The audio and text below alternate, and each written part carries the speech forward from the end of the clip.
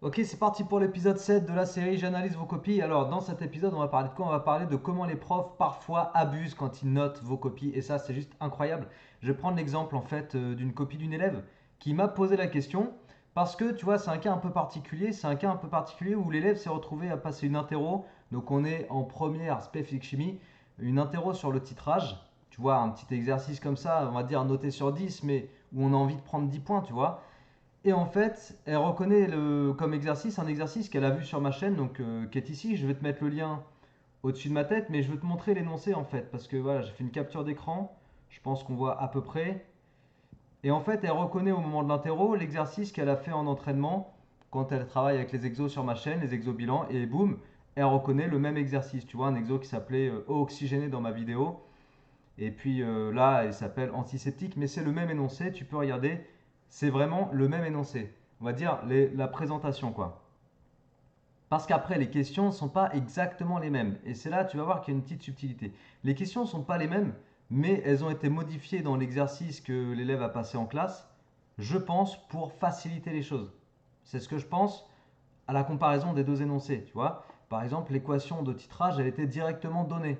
Il fallait montrer qu'on retrouvait cette équation de titrage. Mais quand tu as l'équation sous les yeux, c'est plus facile.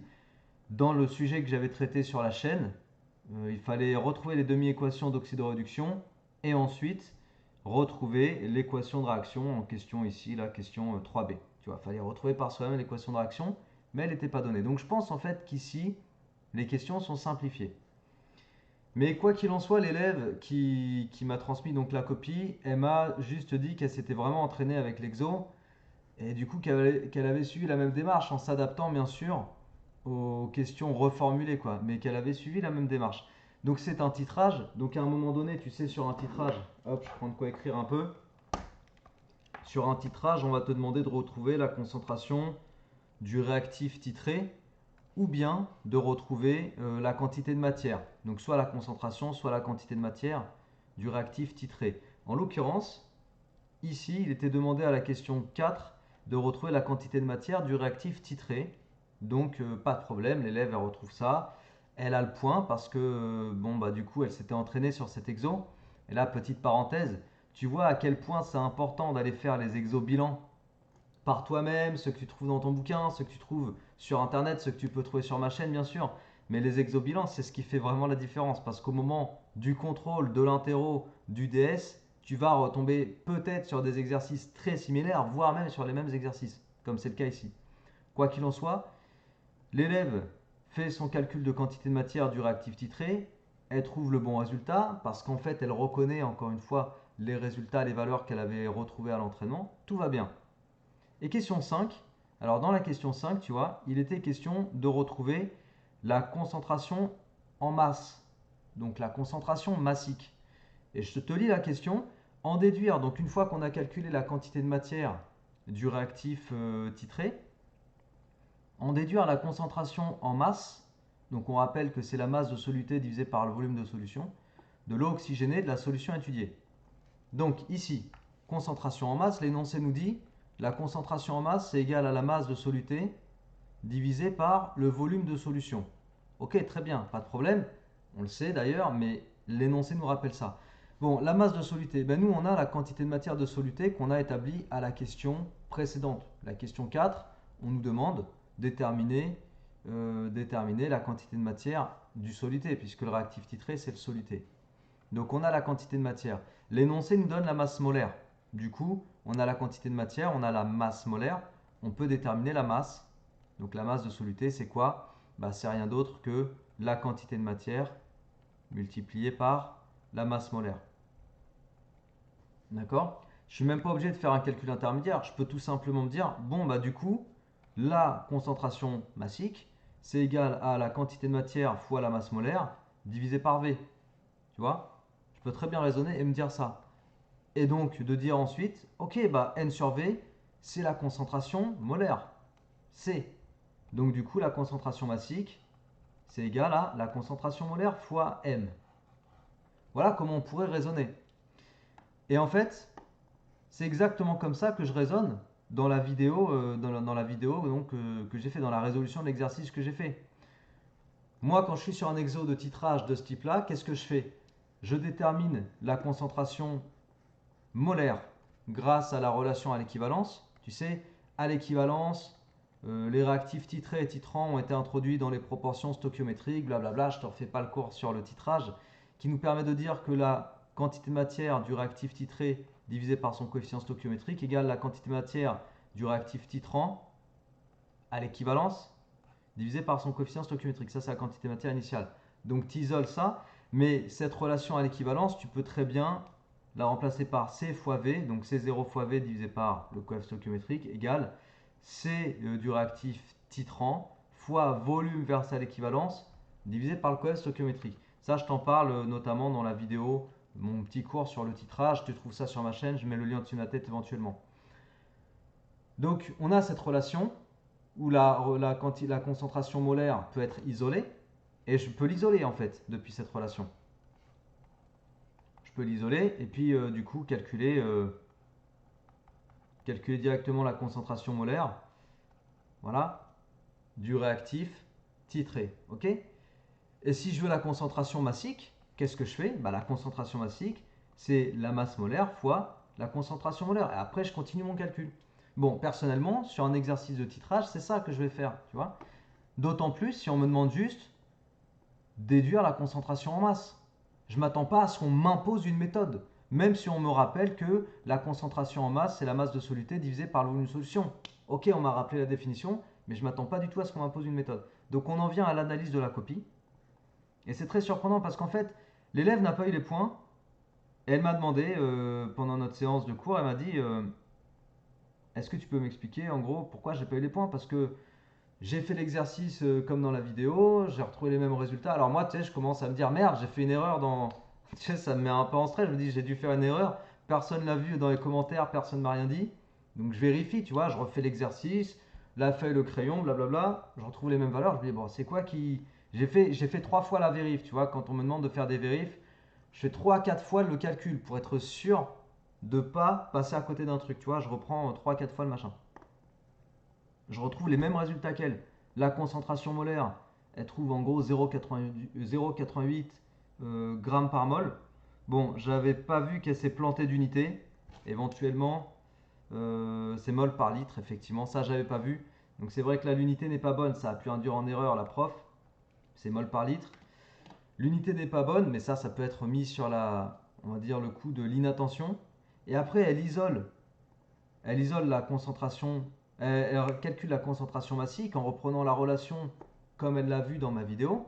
Concentration massique égale concentration molaire fois masse molaire, tu vois.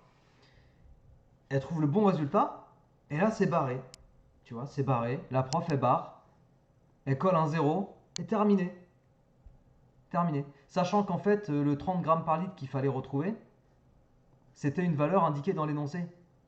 Voilà, c'est en gros, tu sais, le type d'exercice ultra classique où il faut vérifier une donnée fournie sur l'étiquette, tu vois, c'est écrit là, 30 grammes par litre.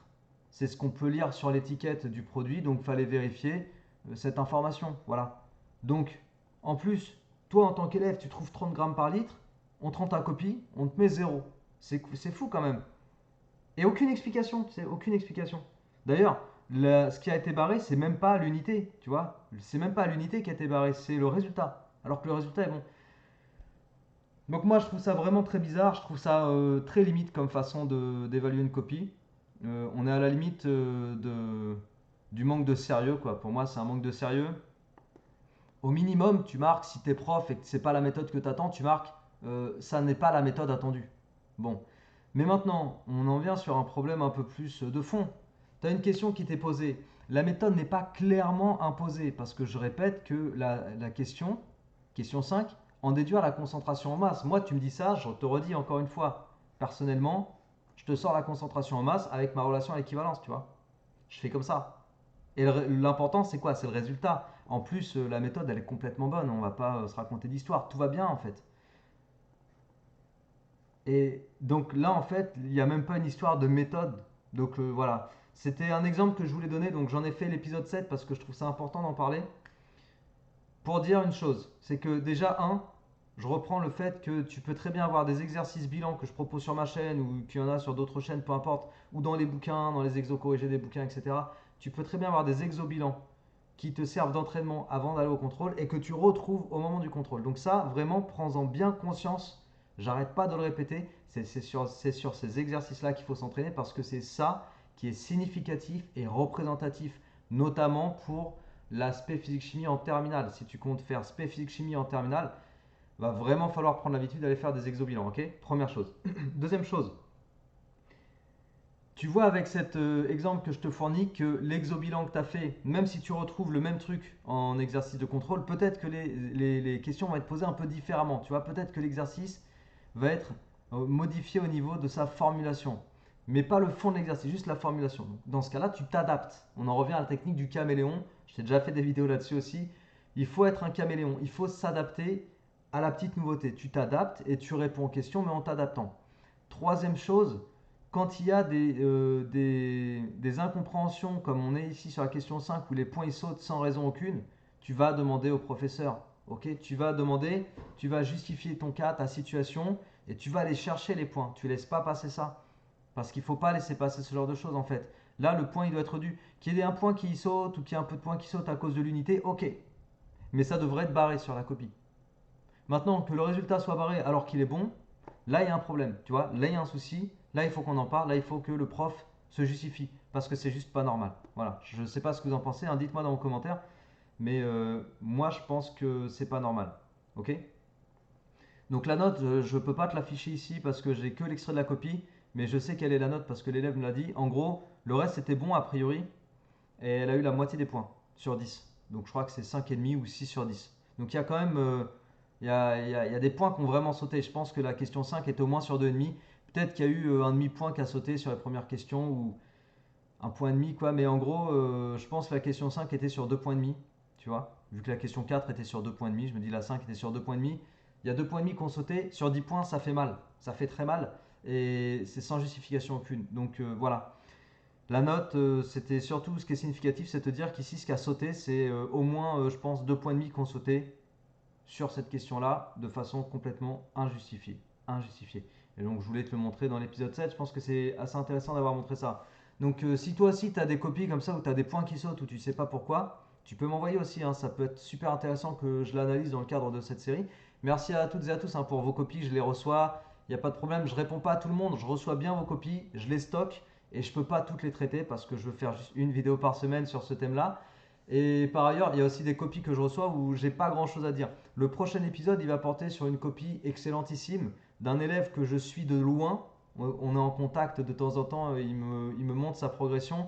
Et je vais parler de sa copie, sa dernière copie en maths qu'il m'a envoyée parce que c'est un exemple à vous montrer. Surtout sur l'état d'esprit. On reparlera dans l'épisode suivant, donc ce sera l'épisode 8. Je sais pas si je dis le 7. Dans l'épisode 8, on reparlera de l'état d'esprit et on en parlera un peu en long, en large et en travers. Ok? Les amis, portez-vous bien, prenez soin de vous et puis n'hésitez pas à me dire tout ce que vous pensez de cette vidéo dans les commentaires. Je lis tous vos commentaires, c'est toujours un plaisir pour moi. Ok? Allez, à très bientôt les amis. Ciao!